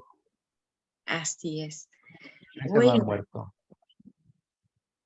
Esas imágenes que no alcanzamos como a profundizar por asuntos de tiempo, sin embargo queríamos dejarle ahí para que nos quede como el ansia, el deseo de seguir conociendo más, ¿no? Claro, esto que nosotros lo vemos en varios días es distinto, ¿no? Porque requiere mucho tiempo cada lugar, cada espacio. Por ahí por WhatsApp, Rodrigo me decía, cuando uno ve esto puede entender mejor el Evangelio, ¿no? Y la Biblia, la palabra en general, y evidentemente que sí. Quisiéramos invitarles a hacer preguntas a Fray Sergio por ahí por el chat. Rodrigo y Yasna nos van a ayudar para poder dialogar, ¿no? Entonces, si lo pueden hacer por escrito para poder agilizar y no extendernos demasiado, ya de momento agradecer a Fray Sergio, porque verdaderamente cuando uno conoce el texto, oye, cuando lees la Biblia, el Nuevo Testamento, el Antiguo Testamento, uno de verdad que te abre todos los sentidos, hasta el olfato, ¿ya? Así que muy, muy bello. Bueno, Rodrigo, gracias. Sí, gracias, Padre Sergio. La verdad es que ha sido muy grato recordar y recrear esta experiencia. Es principalmente lo que aparece en los chats. La gente está muy agradecida de esta posibilidad, tanto los que fueron y visitaron esos lugares como los que pueden hacerlo hoy día virtualmente. Igual es una riqueza poder compartir en imágenes estos espacios con la compañía suya que nos va enriqueciendo ahí la experiencia de cada lugar. Vamos a partir con algunas preguntas. Queremos saber también su tiempo. Sabíamos que tenía un tiempo acotado. Usted con libertad nos va diciendo hasta qué hora nos puede acompañar. Vamos a partir ahí con Paola. Vamos a comenzar desde las primeras. Ya. Paola nos preguntaba y nos decía si usted podría explicar un poquitito este concepto cuando usted nos hablaba. ¿Qué son las casas iglesia? ¿A qué se refiere cuando habla de casas iglesia? Si podía profundizar un poquito más en eso.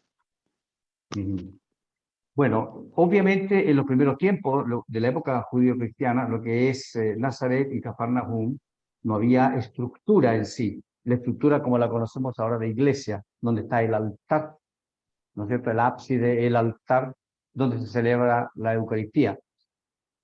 La casa iglesia es la misma casa que viene transformada en un lugar de culto. Entonces, una zona de la casa es separada de la otra para lo sagrado, donde se celebra la Eucaristía, en este caso, pero sin una estructura eclesial, sin lo que es el edificio como lo conocemos ahora. Por eso que la casa de María, lo que es Cafarnaúm, la casa de María de Nazaret, tienen una forma especial en lo que es la sinagoga, porque también éramos la sinagoga iglesia.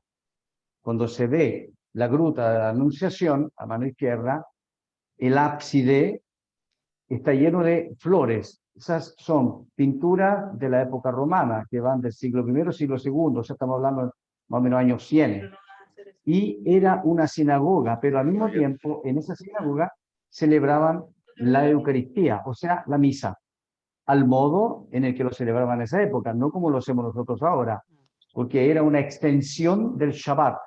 O sea, la liturgia cristiana era una extensión de la del reposo sabático, de las observancias de la ley judía. Y esta comunidad nazaretana por mucho tiempo se mantuvo así. Incluso en el siglo IV, cuando ya teníamos en Judea, en Jerusalén, teníamos la Basílica del Santo Sepulcro, la de la Natividad, teníamos Getsemaní, teníamos Monte de los Olivos. En Galilea no había iglesias bizantinas en el siglo IV. Eran los lugares venerados, los mismos lugares originales en los que se celebra la Eucaristía, pero no habían transformado el edificio. Y esa es la casa iglesia, la Domus Ecclesiae. Como por ejemplo actualmente en nuestras casas, cuando se lleva la imagen, no sé, de la Santísima Virgen o del Señor, y se hace un pequeño altar en la casa, entonces se transforma como una casa iglesia también, por decir así. Pero en modo particular estamos hablando de la estructura en sí, el edificio como estructura. Recién en el siglo V se hace una iglesia como corresponde en lo que fue la casa de María Nazaret, en lugar de la Anunciación o de la Encarnación. Recién, o sea, a fines del año 400, siglo V. Muchas gracias. Le voy a hacer una segunda pregunta aquí que nos deja Pedro y de ahí tú, Rodrigo, nos compartes algunas otras preguntas del chat. Pedro agradece también todo lo que nos ha regalado hoy día y nos pregunta, ¿por qué en los evangelios no se menciona cómo sufrió Jesús en la noche que fue apresado Jesús y fue botado, amarrado por los hombros y botado por toda la noche? Él recuerda el espacio que usted nos comentó y seguramente lo hizo basado en algún texto, no sé si de la peregrina Egeria, pero usted nos puede recordar. ¿Por qué en los evangelios no está todo ese sufrimiento que usted nos relató en ese lugar? Bueno, cuando hacemos el Vía Crucis, normalmente del libro de Isaías, ¿no? El siervo de Yahvé, ¿no? Que lo llevan como un corderito al matadero, ¿ya? Irreconocible, etcétera. Aquí también el por qué los evangelistas no lo han querido expresar en un modo tan así claro, pues quizás no sería tan importante ir por detalle, sería como un poco sádico también, o sea, detalle por detalle, ya con el sufrimiento de que era irreconocible, nos está diciendo de que algo le había sucedido. Ahora, también apoyan muchas cosas, ustedes saben, lo que son en Tierra Santa también, los memoriales y también algunos antecedentes extrabíblicos, ¿ya? Entonces, y en algún momento quizás hemos comentado del sudario de Turín, la sábana de Turín, las características que tiene. Eso es extrabíblico, da características.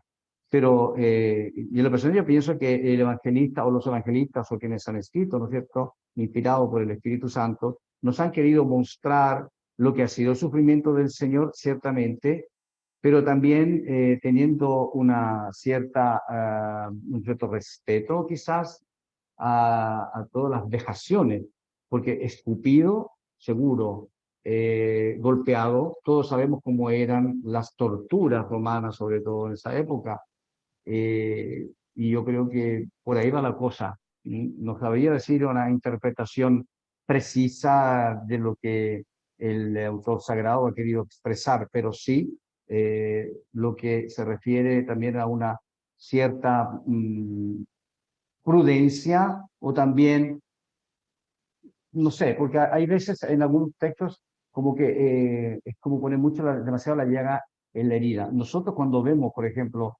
en Gallicanto, ¿no?, esta fosa famosa, pues todas las descripciones que nos hace del sufrimiento que tenían los condenados a muerte, ya, las torturas a las que llevaban, sobre todo aquel que era considerado el más peligroso, aquel que era considerado el peligro para toda la comunidad, pues eran tremendas vejaciones. Y los elementos los tenemos. Por ejemplo, las coronas de espina, cómo eran las coronas, ¿no? Estas del árbol spina Christi, que se llama actualmente. Pues de ahí sacaban estas ramas para hacer torturas, o las piedras, con los huesos también, las puntas. Todo ello hacía que, obviamente, nos hace coincidir con lo que a Jesús tiene que haber sucedido.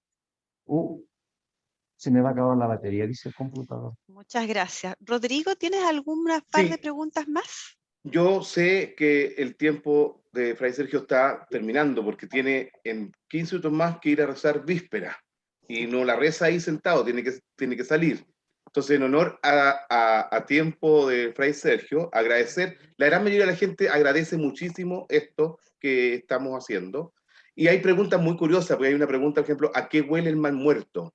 Porque hasta eso es interesante, una cosa que uno va pasando por Tierra Santa, y tiene olores, como dijo Katiuska, hay olores en Jerusalén, y aquí una gente pregunta ¿a qué huele el mal muerto? Y también nos pregunta ¡Azufre! si tienes azufre, ¿cierto? Sí, y a mucho. Y Es otra cosa terrible. que nos preguntan también es si es deseable para un católico viajar a Tierra Santa. En tu experiencia, que ya de 30 años de vivir y de acompañar a peregrinos, ¿qué dirías tú en esa pregunta? El gran sueño mío es que todo cristiano logre venir a Tierra Santa. ¿Por qué? Porque enriquece espiritualmente muchísimo. No es que condiciona tu fe, ciertamente, pero sobre todo a los que hemos tenido algunas crisis de fe, que estamos en discusión con el Señor por algún motivo, que tenemos problemas personales. Es un lugar de encuentro también con el Señor, de desencuentro al inicio, pero posteriormente en el encuentro, que es lo rico. Entonces, lo deseable sería que todos pudiesen conocer Tierra Santa. Ahora, ¿quiénes pueden venir a Tierra Santa? Aquellos que están escritos en el libro de la vida, aquellos que Dios ha decidido que vengan. Y por eso es que es tan importante cuando ustedes han estado, que cuando se vayan se den cuenta de quiénes son ahora, no han venido por accidente. Dios utiliza muchos medios para traerlo, a través de contactos, a través de coincidencias o diosidencias, tanta cosa. Pero siempre es su santa voluntad y no es al azar. Entonces, tomemos en serio el que yo vivo acá, que yo sea franciscano acá, que me hayan aceptado hace 30 años para ser franciscano acá, que me hayan elegido para ser guía peregrino. Gracias. Yo creo que Fray está con un problema de conexión. Sí, parece. Sí. Creo que deberíamos darle la libertad de que pueda ir a hacer lo que nosotros sabemos que tiene que hacer. ¿Ya? Agradecerle rotundamente su participación y quedamos de todas maneras seguros de poder organizar, Katiuska, un segundo encuentro. Dentro de las preguntas que aparecían en el chat hay muchas preguntas con respecto a cómo poder viajar, a cómo poder, cómo me informo de un viaje de esto. Yo creo que en mismas parroquias, la misma diócesis siempre están ofreciendo posibilidades de viaje. Y otra pregunta, si esto va a quedar grabado. Esto sí se está grabando y se va a subir al Facebook de la ADP. Así es. Las dos preguntas vamos a tratar de responderlas brevemente.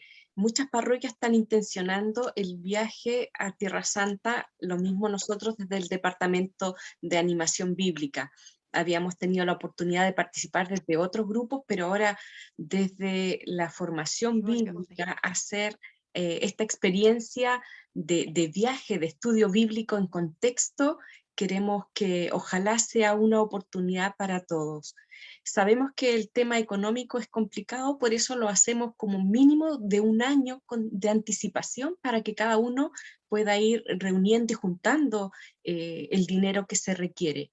Pero la verdad que es absolutamente una inversión muy rica en términos de fe, en términos humanos, culturales y sobre todo desde la palabra, ¿no? Nosotros no vemos la Biblia o Tierra Santa solamente como un dato de viaje, somos peregrinos, ¿no? De la fe que queremos hacer este caminar.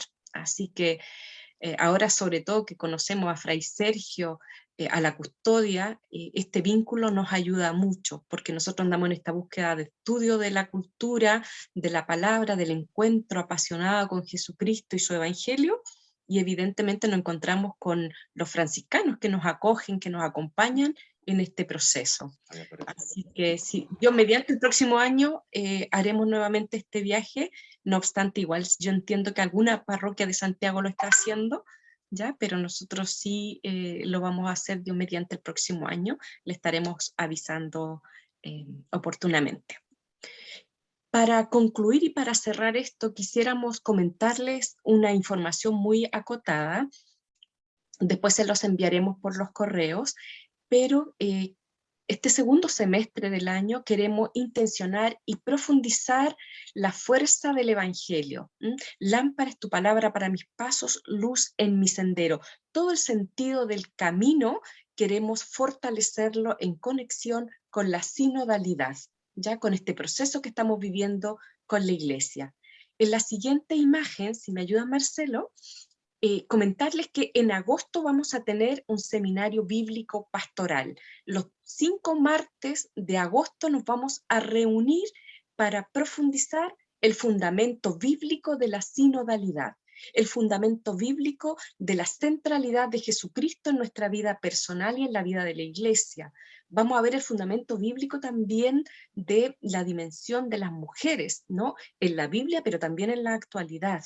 Vamos a ver el tema de los jóvenes. Bueno, todos los temas que han surgido a propósito de la sinodalidad y de las prioridades pastorales en la Iglesia. Así que vamos a tener un mes muy intenso, muy bello, que nos va a preparar al mes de la Biblia y con varios teólogos y teólogas y personas connotadas en el tema bíblico que nos van a ayudar en esta hermosa tarea de prepararnos a vivir la sinodalidad, no solo a reflexionarla, sino a ser vida para que caminemos juntos con la fuerza del Evangelio. En la siguiente diapositiva, el mes de la palabra. Septiembre es el mes de la Biblia y queremos comenzar el 1 de septiembre con un bello programa, Orar y Cantar con la Palabra de Dios. Este año queremos hacer el esfuerzo, vamos a ver si nos resulta, de invitar a los cantantes católicos en forma presencial, ¿ya? Y vamos a invitar, según el aforo, a quienes quieran participar para verlo en vivo, y también lo vamos a grabar para que sea mixto, ¿no? Y los que no puedan ir presencialmente lo puedan ver a través de las pantallas de Iglesia de Santiago. También vamos a preparar un subsidio muy bonito para orar, meditar y compartir la palabra de Dios aquí en la familia, con la pequeña comunidad, en la parroquia, en los colegios, en los movimientos, en todos los ámbitos. Ya son algunas experiencias de lectura orante de la palabra. Es leer el texto, orarla, llevarla a la vida. Entonces, encontrarse con el contexto bíblico y luego llevarla al contexto personal, comunitario, social. Y luego, el 30 de septiembre, me faltó colocar la fecha ahí, vamos a tener un diálogo entre palabra de Dios y movilidad humana. Ya lo hicimos el año pasado, ahora lo queremos hacer nuevamente con este departamento de movilidad humana que trabaja y acompaña mucho la vida de los inmigrantes, de toda esta movilidad humana que se está dando en este contexto actual, ¿no? Y cómo vamos reconociendo a Jesús también, ¿no? Cuando fue exiliado al exilio. Bien, hay una reflexión teológica bíblica preciosa. Luego tenemos distintas actividades a partir de octubre. Después del mes de la Biblia, entre octubre y noviembre vamos a tener formación bíblica pastoral. Yo creo que ahí podríamos ajustar con Fray Sergio alguno de estos encuentros. La única dificultad es que con ellos tenemos 7 horas de diferencia, por eso no lo podemos hacer en las noches, ¿no? Por los horarios que nos diferencian. Pero vamos a tener formación muy interesante para este tiempo. En diciembre vamos a tener otro programa de oración, de teología y de espiritualidad, ¿ya? De profundizar en la palabra y a la vez ir cantando y orando con los cantantes católicos, y en diciembre, ahora que me acuerdo, con los coros parroquiales. También estamos preparando subsidios, unos subsidios maravillosos de formación bíblica que esperamos de aquí a diciembre, a más tardar, ya tenerlos disponibles para que lo puedan estudiar en forma personal o comunitaria. El estudio completo de la Sagrada Biblia, que no suple la lectura bíblica, pero sí son apoyos muy sencillos y muy profundos para trabajar en esto. Pueden encontrar toda esta información en forma habitual en el Facebook ABP, Arzobispado de Santiago, no, Arzobispado Santiago, dice, ¿ya? Y ahí vamos subiendo toda la información. Bueno, gracias por permitirme compartirles esta vida tan intensa y tan rica del arzobispado y de la vida de la Biblia, ¿no? Quisiera invitarles y agradecerles por toda su participación, a Fray Sergio, que ha sido un tremendo colaborador de este servicio pastoral. Y para concluir, quisiera invitarles a que recemos juntos el Padre Nuestro, que Jesús nos los enseñó desde su tierra, desde su pueblo, y sentirnos muy unidos, fraternalmente unidos como hermanos, para que caminemos juntos, ¿verdad?, por estas tierras de Jerusalén y por estas tierras de Chile, de la mano del Señor, apasionados por Jesucristo y su palabra. Padre nuestro que estás en el cielo, santificado sea tu nombre. venga a nosotros tu reino. Hágase tu Hágase tu voluntad en voluntad la tierra como en el cielo. Danos Danos hoy hoy nuestro pan de cada día. Perdónanos Perdona nuestras nuestras ofensas, ofensas, como como también también nosotros nosotros perdonamos perdonamos a los que a nos nuestros ofenden. No nos dejes dejes caer en tentación y y líbranos líbranos del mal. del mal. Amén. Amén. Entonces, a María Santísima, una mujer de su pueblo que conoce las necesidades y las realidades de su historia, le decimos también que nos acompañe para salir adelante ya frente a todas las dificultades personales, sociales, culturales y eclesiales. Que todas estas crisis que vivimos las veamos como una oportunidad. Que no nos desanimemos, que no nos desinflemos, que vivamos con la esperanza de que Jesucristo nos acompaña con la fuerza de su Espíritu.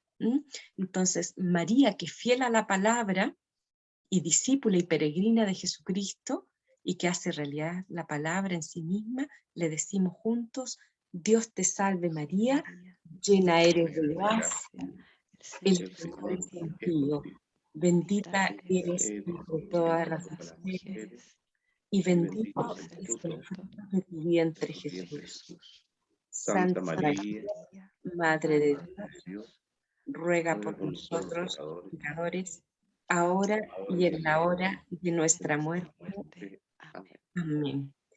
Bueno, pues muchísimas gracias a cada uno de ustedes, y cualquier cosa pueden comunicarse siempre con nosotros a nuestros correos, ¿vale? Un abrazo fraterno. Que les vaya bien. Hasta luego. Cuídense, un abrazo a todos.